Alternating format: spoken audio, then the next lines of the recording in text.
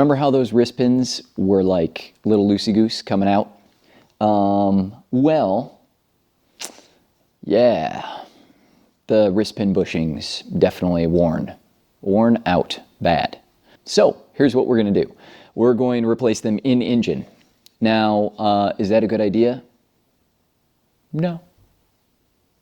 No. Is that something you should do? No. Why are you doing that, Brandon? Is that what you're asking right now? Why would you ask me that? This is free entertainment. Like, you can go away if you don't want it, you know? Just don't do that, though. It's going to be fun. The reason why I'm doing it is because this deserves better than, but not quite as good as. You know? Yeah, you know what I'm talking about. Okay, here's what we got going on. So we got a wrist pin. I already did the cylinder 1, 2 side, so we're good there. So we've got cylinder 3 and 4 to go. 4, 3, 3, 4. This side. Here's how it's all going to go down. This guy, first of all, here's a wrist pin bushing, right? That one there. So now you know what we're talking about. We're talking about this. Wrist pin bushing. Holes in it. It's a split bushing. Yeah. I'm hungry. Feed me. Okay. And so that's the bushing we're talking about, right? Okay, cool. Now, this is the wrist pin, right? Nice. Okay, this is 22 millimeters, which is 0.8661, technically. The wear limit is 0.0004 to 0.0008. So there you go. Explained, right? Now you get it. Okay, enough of looking at that. Here's this, here's that, right? So goes in and does the thing in the engine. It's not sexual at all. Don't worry about it. All right, so don't worry about it. Like I said, here's the drill. Wrist pin into wrist pin bushing. So this is the problem, okay? It fits all too easily in there, okay? And then a little wiggle, wiggle, a little wiggle, wiggle, a little knocking noise, you know, little, can shuttle it back and forth. It's happy. It's a little too happy. Okay, you get the idea. So we got to take that bushing out, right? Bushing that's inside there. Got to press that sucker out, press a new one in, and then we got to get it sized correctly. That's everything. Here we go. There's Addie, right? Hey, Addie. Okay, I don't want to have to take her out right now. Don't wake the sleeping beast. 25 millimeter socket, 17 millimeter socket, something that'll fit right inside there, right? That's all I was looking for, was just to be able to get in there, all right? Doesn't matter which direction you press it out to. I like to press them out in the direction that they were pressed in. Actually, this one is pressed in this way, so look at that. It doesn't matter, does it? Well, it shouldn't, but, you know. The reason why is VW, for some reason, and I'll show you this. This is fun. For some reason, VW pressed it flush on this side, completely flush, right? But on this side, as you can see, they indented it. Now, when I press them, I like to center them because I have issues. So we're not going to talk about it, because that's not what we're here to do today. Talk about that later, on a different day, at a different time, called never. There we go. Fitting it up. Right? So getting it positioned, a rough lay, get my finger trapped, a rough lay. C-clamps are an imperfect beast. You can use a bearing, bushing, pressing, tooling, thinging. You'll see how it's like a little right now, but that, honestly, ain't gonna matter. So here we go. We're gonna press it out. I'm using a little cheater bar here. We're gonna start cranky. And see, it started to move there. It's always nice when it starts to move there. I've got the connecting rod all connected and rodded with C-clamps. It's a real C-clamp kind of an operation. A couple of C-clamps, block of wood. And you just keep pressing and going and cranking and hoping and cranking and pressing and thinking and dropping. Aw, I'm sorry, Addie. Yeah, you're a good girl. Yeah. Okay. Good talk. Catch you later. She's like, you are annoying me. I just work here. Boom. Look at that. Right there. Look at that. Right there. Isn't that a feature lineup? That's for the other camera, right? Boom. Boom. Don't need those. Actually, still need that. Don't need this. Don't need that. Save the socket. Got a thing there with the stuff. And little jingle jangle, Mr. Tambourine Man. If you don't know who Bob Dylan is, look him up. He's a darn good singer-songwriter. If you don't know what a tambourine is or a man, look it up. This thing has a seam. Well, what's better? The glasses or that? I don't know. Glasses. Here's the deal. This thing has a seam, right? Boom. Seam. Seam. It's like a little Lego in there. Oh, I don't know which side of these glasses is the camera, actually. You would think I would know by now, but that's one of the things I don't care about. So, good luck. I hope you're seeing that down in there, right? Mm-hmm. Seam. Little puzzle piece. Puzzle piece, right? Stamping numbers. They mean something to somebody who probably made this thing. Okay, so this guy goes in here. Now it's pressed from the front side. I remember that from earlier in the video. And we're going to press it back in from the front side, but we're going to center it up. Now we've prepped that. Grab my grandpa's oil can, roll the old sleeves up, get everything situated and set up and ready. And we're going to squirt some oil on this. Oil her up. Right? Okay, cool. That's fun. Hold my beer.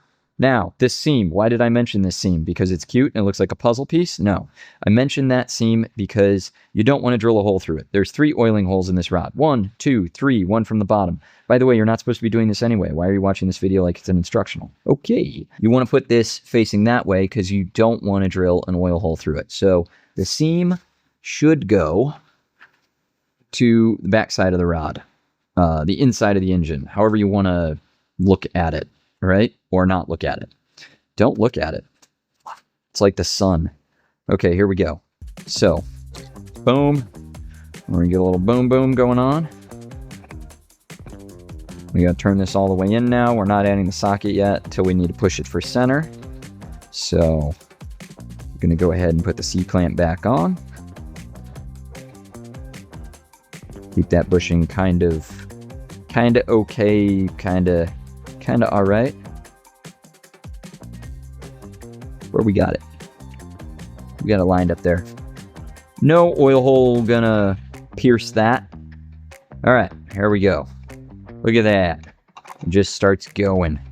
It is going to be a lot harder on the hands on this vise in a moment. But for right now, it's moving. I used to have a pipe for this. Made it a little better.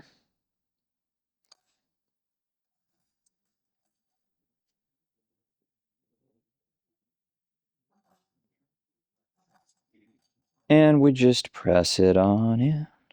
This is the easy part. So if you're like, hey, this doesn't seem that bad. Why would you never do this outside of an engine? It's because it's a machine tolerance, you fool. You don't want to do that. You don't want to rely on some backyard homespun C-clamp pressed bushing. in your high performancy Motario. Nah, might be a little loose. We're going to resecure all the head studs. I remember some of them were loose. All right, let's keep going here. We're getting close. We're getting close.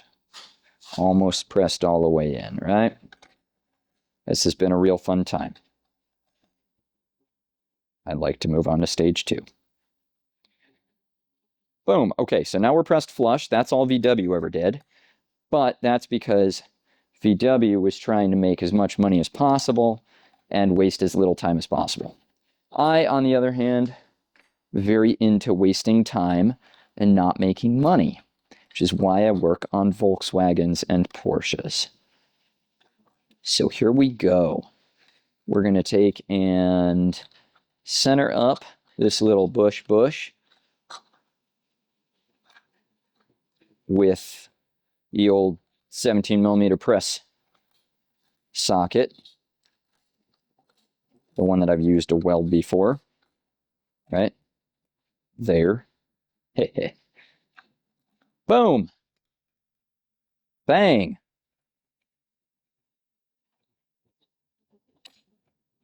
Play your bongos. I don't know what that means. Probably shouldn't say it. All right. Gonna try and center her up. Sure.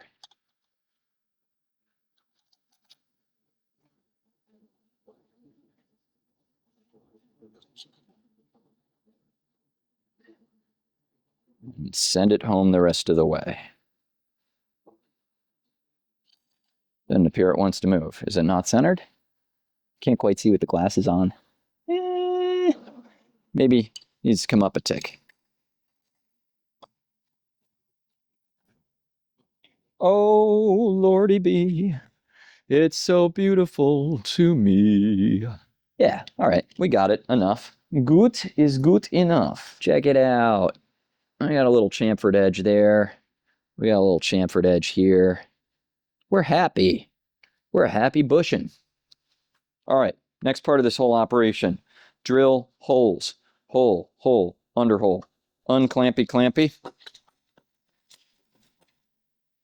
Yell at it, scream, put it down, cry a little bit. Grab the drill. 1/8" drill bit. Chuck it in the drill. Why am I doing this like an instructional? This is not instructional. Don't do this. You should not be doing this at home. So, I've got this cute little rubber plug with a bunch of puncture holes in it because it protects the inside of the rod, right? So, yoink-a-doink. We're going to put that right up in there. We're going to get a little... I'm gonna get a little oil on there and squirt oil on there. We'll do the bottom one in a second. Okay, right? This is so much fun. Oh, that's still there. Cool, good times. Here we go. Now, it doesn't matter if it's not straight on because it's an oil hole. And what matters more than anything is that you don't damage the bushing on the other side of the rod. Okay, so I go fast, I look for chips. When I see chips, I go slow. I see chips, I go slow. There's no sense in rushing this. Rushing it will only lead to denting the rod bushing on the other side. Waiting on the world to change. Keep on waiting. Waiting on this drill to go through. Did I hit the other side? Nope. It would have been helpful to have that rod anchored down. And there's no real good way to anchor it, so. But I'm just checking. Did not dent the bushing. Little rubber plug did its job. Oh, thanks, buddy. You're the best. Putting it right back in. from the end.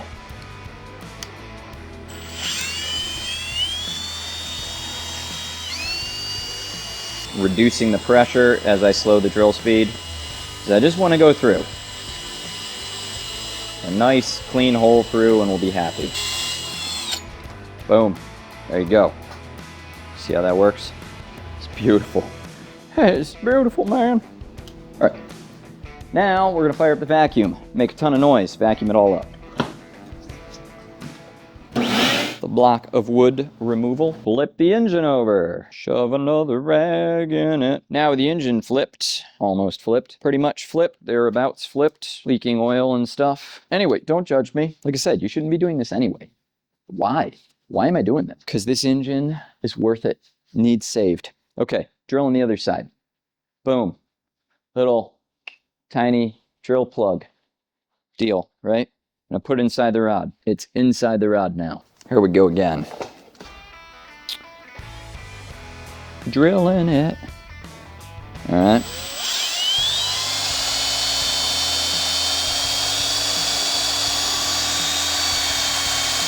I could just set the speed lower, but I'm having fun going up and down with my finger. I'm lightening up my pressure. 4,008, 4,009, 28,611, 28,612. There we go. That's all it needs to be. Just a hole. I'm just a hole whose intentions are good. Strange song. Anyway, and there you can see, you know, this thing's been punched a few times, but our connecting rod in fabulous shape. And it has oil holes drilled in it. Boom, look at them. All right, cool. I'm gonna clean those out with a little spray, and we'll continue with the process.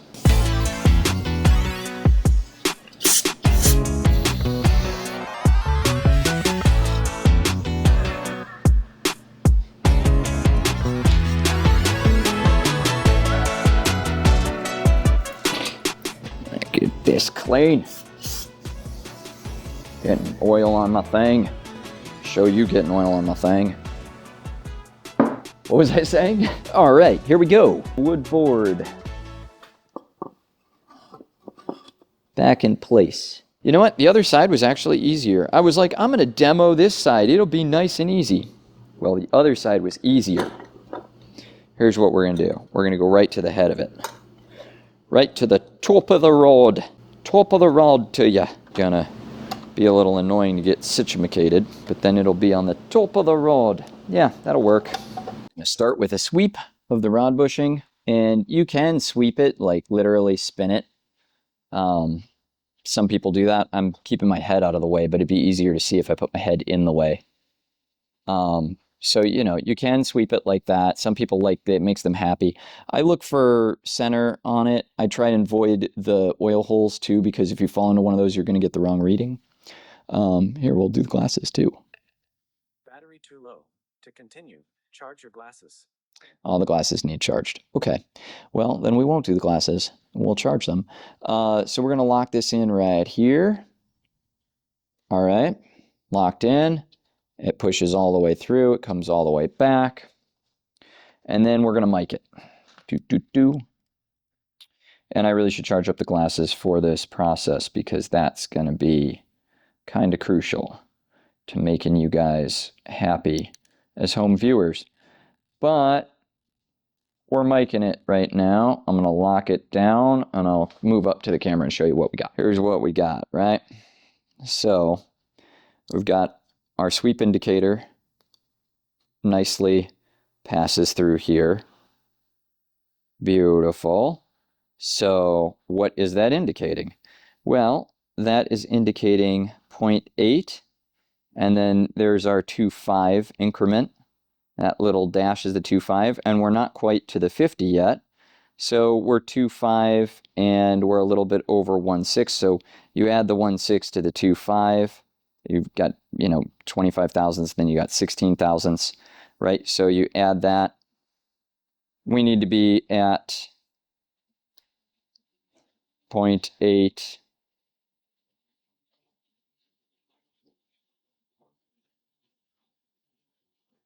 6, 6, and like 4.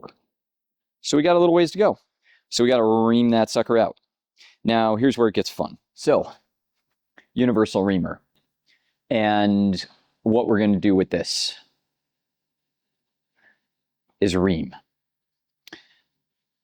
Now, here's the deal. We've got to take as small a bite as possible. Small bites. Tiny little bites. Chew, swallow thoroughly. Good for digestion. Take as small a bite out of this bushing as possible, and then keep going and going and going and going and going. This adjustable reamer helps us creep up on where we want to be at, which is 0.8665, 4, 6, 7, 8. Stop at 8. So we're going to go for like dead on, and then we're probably going to run a little hone in there and make it perfect. So I'm going to show you how to set this up. I've got my bench vise over here. I've been doing a bunch of welding and crap, and we're trying to get through this. Glasses are charged, kind of, sort of, halfway. Right? So bada bing, bada boom. We're going to set this puppy up in the vise, and I'm going to take my micrometer with me. We know what we have already. I'll recheck the sweep on that. Actually, I've got it right here. So let me just recheck this really quick, because I had forgotten in all my babbling on and on. Boom. Yeah, oh yeah, that was 0.836. 0.8363 was it? Yeah, 0.863. 363. 0.8363. So we're going to set our reamer up to something just a little bit larger than that, just by a squeak. Then we'll make a pass, and then we'll set it a little bit larger. We'll make a pass from the other side. I like to go one side and then the other side and one side and then the other side, because we're hand reaming, right? So this should be done at a... Wait. Have I said don't do this? Don't do this. Just...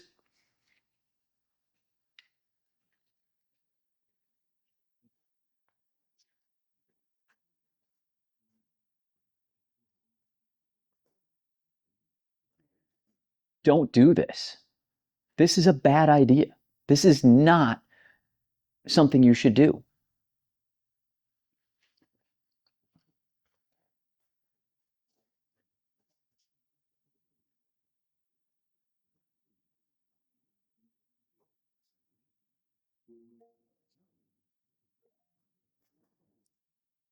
So that, and yeah, don't do this. But if you have to do it, then you don't want to be all wonky with the reamer through one side and then keep going that way and make it all wedged and tapered and stuff. You want to try and be as machine perfect as possible, given that what we're doing is very imperfect and very not machine. It's not going to matter. This little engine is happy. It's going to be so elated to have new piston, wrist pin, rod bushings, wrist pin bushings. Anyway, here we go.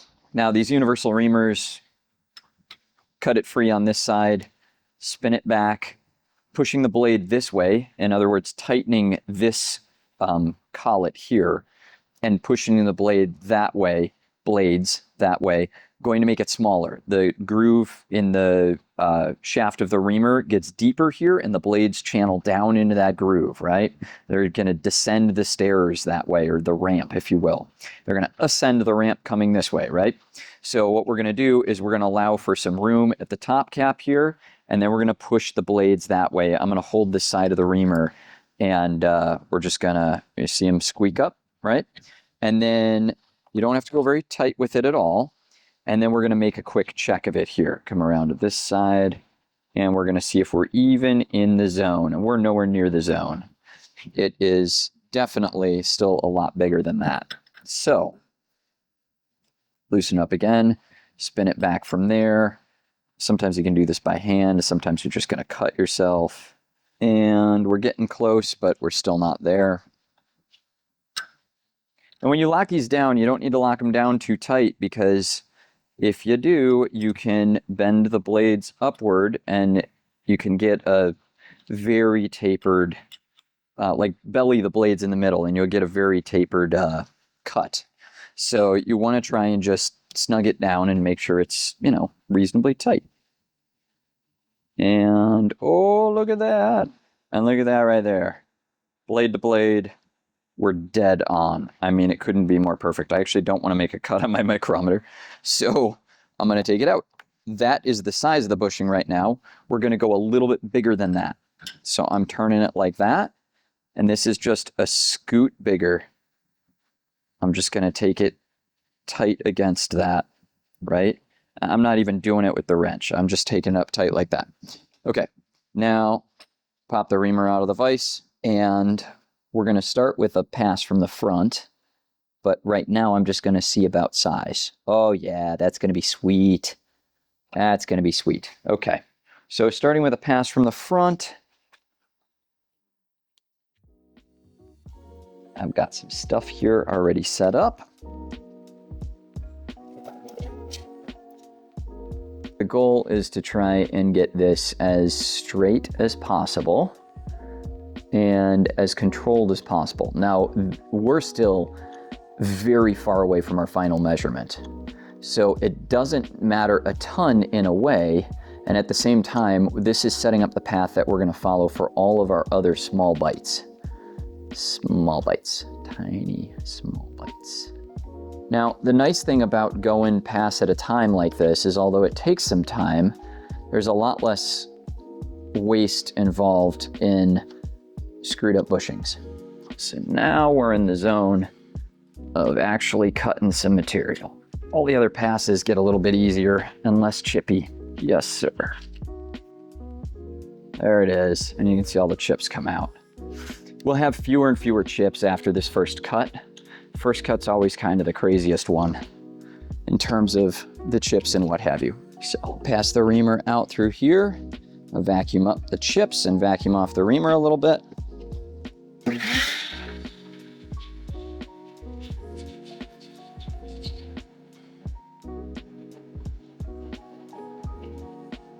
That's a first pass up in there. I don't know how viewable that is. You can see it's shiny and it's oily. There's been a cut on it, right? Okay, fun. So next step, sweep, measure, set the reamer a little bigger, sweep, measure, set the reamer bigger, sweep, measure, ream, repeat, repeat, repeat, repeat, repeat.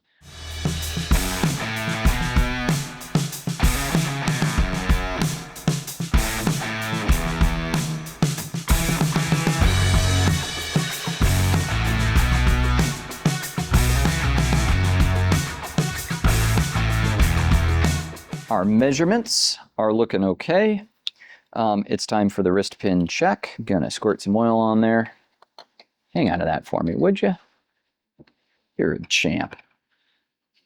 I'm gonna get this nice and oiled up. Not that it's gonna make a difference, because it's not gonna go, because the tolerance is probably a little too tight still. But that's why we will hone it. But if it goes, then it goes. Insertan the wrist pin if it will go. So just a little honing and she should go in there just fine. So give this wrist pin a wipe down with this totally messy rag. We're gonna wash all this stuff later for final assembly. And we're gonna hone that a little bit. Gonna drop some oil, honing oil through the oil holes and on the blades, the stones, and let's hone for a second. We're gonna just hone a little bit. There we go. 8, 6, 6, 4, 8, 6, 6, 4. All right, that's right on there. So that'd give us 5 10,000ths clearance, because our wrist pin measured just slightly undersized. Gonna give the wrist pin a try again here.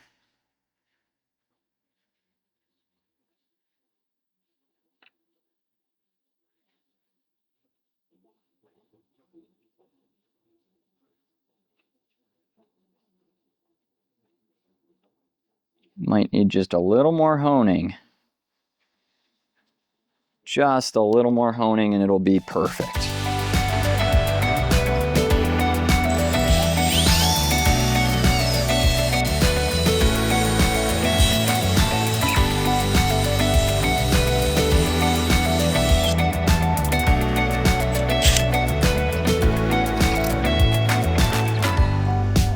It's not going to take much. We're very close.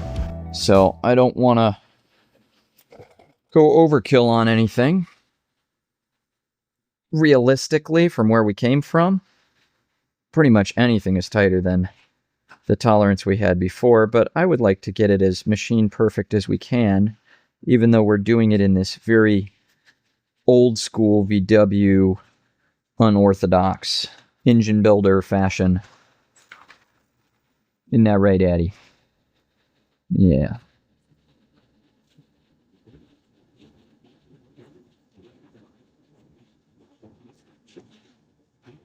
Look at her. She's making her bed what she wants it to be. What in the heck?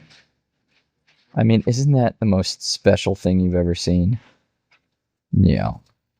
Uh-huh. Yeah. Hi. Oh, I was looking at you.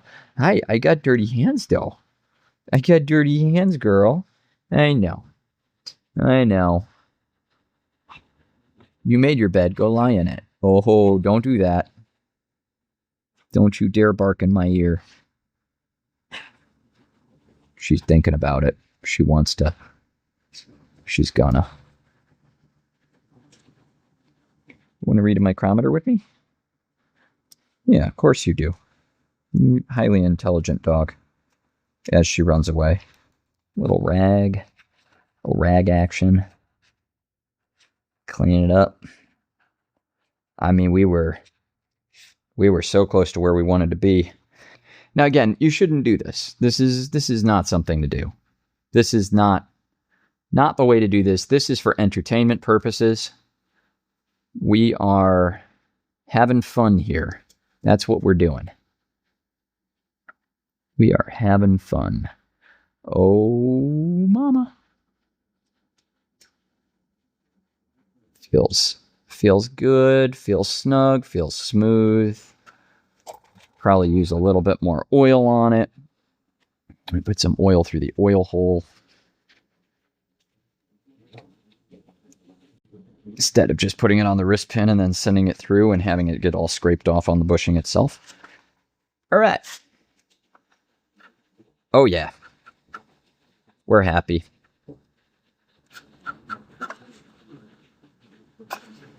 Any sticking up there is the fact that I still need to clean the wrist pin fully, and the fact that it's at the minimum on the tolerance. So, we're good. That's not going to be a overheating or stuck pin or anything like that. That's going to be happy. Now I just have to do the other ones. So, funny story. I was so excited about what I was doing last night that I didn't notice that my camera died. So, yeah, I finished it up. Ran out of batteries on the old camera. So let me show you guys where we arrived to with everything. Let's see, I got to remember where I was now and all that. I actually went ahead and did the other bushing afterwards because I didn't want to scrap the rest of the day just because the camera died. Charged it up, but it was the end of the day. Didn't feel like shooting a little final thing, all that. So here we are, right? What can you do? You can only do your best and not do this. Do not do this. Do not do what I've done here. This is not instructional. This is not about how to replace wrist pin bushings, okay? This is about don't replace your wrist pin bushings in the engine like this. Take your rods out, take them to a machine shop, have it all fancied and gussied up and put it back in. All right, so here we go. Let me show you what's going on. What's going on is after a final honing, what's going on is after a final honing, we arrived at a tolerance. It's just absolutely cherry perfect. I think it was 5/10,000ths of an inch on the sweep. So we're happy. There's a look inside the bushing. See the finish that's on it. You might just have to trust me. It's got a nice hone to it. There's your oil hole. If you're wondering how the drilling of the oil holes turns out. Turns out pretty nice. There's our other side of the bushing. There's a little chatter mark, I don't know if you can see it, from the reamer, but that happens. And I can't take it out further because we're at tolerance. So.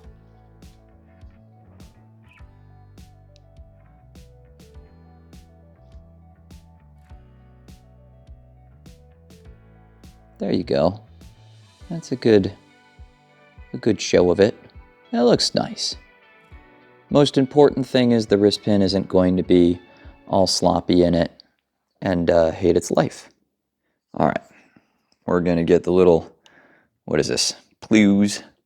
Get a little break-in oil on here because it's what I got in the oiler. And we're gonna get a little oil on the wrist pin. Wrist pin, my man. Do you have a wrist pin? Anybody else know that reference? Paul Simon's wristband. It's my band up on the bandstand. Stand, man. Can you tell it's morning? It's morning. It's morning. Good morning. Battery's charged. Okay, so here we go. Final quality. So there's a nice, yeah, look at that. And now you can see there's no wiggle. There's no jiggle. There's no rattle. And we fit all the way through. We can actually come out this side if I square my thumb up to it. Right? All the way out. And you can hear it's nice and making contact everywhere, scraping the oil off, whatever. Come back through this way. It doesn't matter. It likes it, right? So there you go. Boom.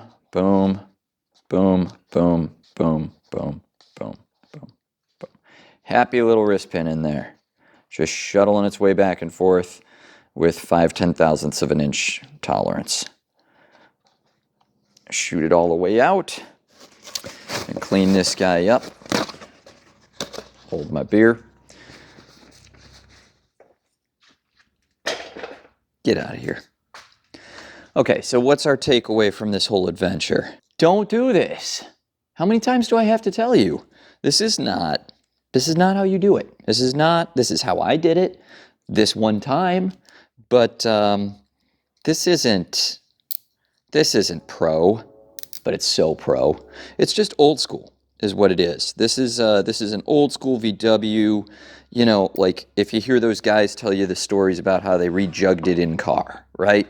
And they're like, I rejugged it in car on the side of the road. And like, yeah. We've all rejugged a cylinder in a VW Beetle. It's not that big a deal.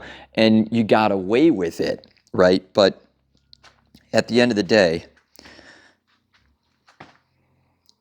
you're getting away with it. It's not machined. Right? It's hand reamed to the best of the ability to brace it on a block of wood and hold it down with a C-clamp. Let's be real. That's what I did. In the upper echelon, crazy world of engine building and excitement and full throttle activities in vehicles and all this stuff, everything that people are getting crazy about, those engines are not hand reamed wrist pin bushing engines. So you have to know what you're doing and what to expect and all that stuff, right? And basically what I'm saying is all this is disclaimers and qualifiers for the fact that this is an old school thing. This is keep it on the road. This is rust in peace. This is good enough. And it is good enough. And it'll probably go for many, many hundreds of thousands of miles, maybe even millions, maybe even 60 million plus miles. I bet that this engine is in the Beetle that is in the next version of Woody Allen's Sleeper. And it just fires right up. Because that's what these things do, until they don't. And if we had left the rod bushings the way they were, let me tell you, shaky pistons, right? So, oh, hey, thanks for hanging on to that, buddy. Put that right there. In closing, don't do this. Don't do it. There's no good reason for doing this. Tear your whole engine apart, take the connecting rods out. You can even take the connecting rods out in the crankcase. Don't do that either. But if you want to continue going to the next level of like, I'm going this far, but not any further. The reason why I went this far and not any further is never you mind. You don't need to know that. That's not for you. No, it's for budgetary purposes. And whenever you sacrifice budget, you sacrifice quality. And there is absolutely no compromise on that. You have to be ready with a classic car to sell your soul and whichever of your kidneys you have left. Possibly both of them. And figure it out. Can you live without kidneys? But you'd have a really great car. Or your next of kin would. That's dark. That's really dark. Anyway, yeah, you get it. Maybe you don't get it. I've got to put the pistons and cylinders on. I've got to finish gapping the rings. I only gapped the rings for cylinder number 1. And I was like, all right, we got to do something about that. And I might as well show you all the fantastic world of the wrist pin bushing. So now you know everything you need to know. That's not true. You don't know anything really, because you're not supposed to do this. Don't do this. And I'm going to finish assembling the rest of this engine. I'm going to throw it into this bus right here. It's gonna be great. It's gonna be glorious. It's gonna be vroom vroom and putter putter and all the things that it should be. Most important thing is all 4 wrist pin bushings are within tolerance. The wrist pins are nice and snug in each and every one of their cozy little homes. So, you know, I take time out of my day to do this, and it's a lot of fun. I'm already doing this, right? But all the other stuff that goes into making it a little show for you, for your viewing pleasure. And so, you know, I care, right? I care a lot. So if you care as much as I care, then like and subscribe, right? Because that's the name of the game for all of us people doing crazy things out here. We're trying to share something with you that might be helpful. It might just be fun to watch. It might just be really dumb overall. No matter what it is, we're doing it. And, you know, the best way to help is to like and subscribe and buy a hat off the store. The store might not be live yet. Check for a store, see if it's live. I'm still working on a lot of this stuff. But you get what I'm saying. If you've enjoyed this as much as I have, then you're a car person.